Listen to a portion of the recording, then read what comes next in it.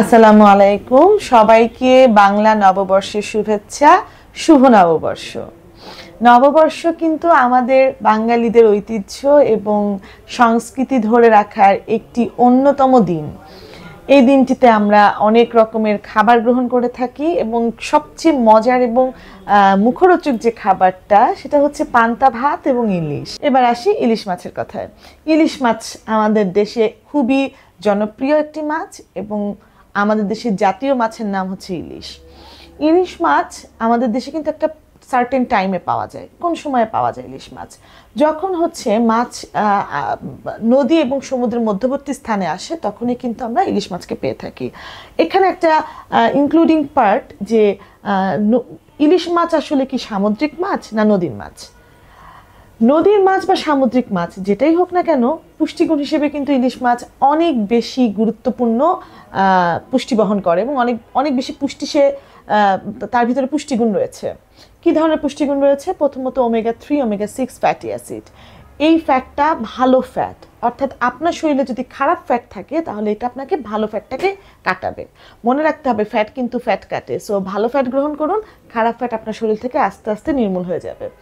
তাই ওমেগা 3 এবং omega 6 fat সেটা আমরা ইলিশ মাছ থেকে পাচ্ছি। যেহেতু এটা সমুদ্র থেকে আসছে, এর ভিতরে প্রচুর পরিমাণে আয়োডিন আছে। আয়োডিনযুক্ত মাছের কথা আমরা বলে থাকলে অবশ্যই আমরা ইলিশ মাছকে এখানে প্রথম প্রায়োরিটি দেব। এবং মাছের ভিতরে আরও আমরা পেতে পারি ক্যালসিয়াম, এটার ভিতরে ফসফরাস, সালফার প্রচুর পরিমাণে আছে। তাছাড়া মাছের ডিমেও কিন্তু আমরা অনেক প্রোটিন পাচ্ছি। সো একটা এনরিচ প্রোটিন যদি আমরা গ্রহণ করে থাকি সেটা কিন্তু ইলিশ মাছ। এখন আসি প্রোটিন কিভাবে আপনি গ্রহণ করবেন।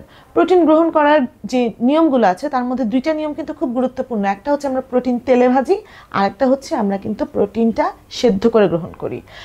যে কোনো প্রোটিনের ক্ষেত্রেই বলতে পারি সেটা, অর্থাৎ মাছ আপনি যখন তেলে ভাজছেন তখন একরকম, মাছকে যখন আপনি রান্না করে খাবেন তখন কিন্তু পুষ্টিগুণ আরেক রকম। আমাদের দেশের একটা টেন্ডেন্সি আছে, আমরা কিন্তু অনেক রকমের মাছ ভেজে তারপরে সেটাকে আবার পানি দিয়ে রান্না করি, কিন্তু ইলিশ মাছের ক্ষেত্রে কিন্তু আমরা সেটা করছি না। আমরা কি করি? হয় ইলিশ মাছ ভেজে খাই, না হয় ইলিশ মাছ রান্না করে খাই। সো এইটা কিন্তু অনেক বড় একটা পার্ট যে মাছ খাওয়ার ক্ষেত্রে অন্যান্য মাছের মতোই আমাদেরকে হয় মাছটাকে ভাজা খেতে হবে, তেলে ভাজা, সম্পূর্ণটাই তেলে ভাজা থাকতে হবে এবং সম্পূর্ণটাই সেদ্ধ হতে হবে। তাই ইলিশ মাছ খাওয়ার ক্ষেত্রে কিন্তু এদিক থেকে আমরা অনেকটাই আশঙ্কা মুক্ত যে আমরা ইলিশ মাছের সম্পূর্ণ পুষ্টিগুণটাই পাই, অর্থাৎ ভাজাটাও খাই বা সেদ্ধ করেও খাচ্ছি। সো পান্তা ভাতের সাথে আপনারা যদি সেদ্ধ ইলিশ মাছ গ্রহণ করেন সেটা আপনার নববর্ষকে পুষ্টিগুণ সমৃদ্ধ নববর্ষ হিসেবে অবশ্যই আপনাকে নতুন দিনের সম্ভাবনা জানাবে। তাই সঠিক পুষ্টি গ্রহণ করুন, নতুন দিনকে, নতুন সময়কে নতুনভাবে গ্রহণ করুন। ধন্যবাদ সবাইকে।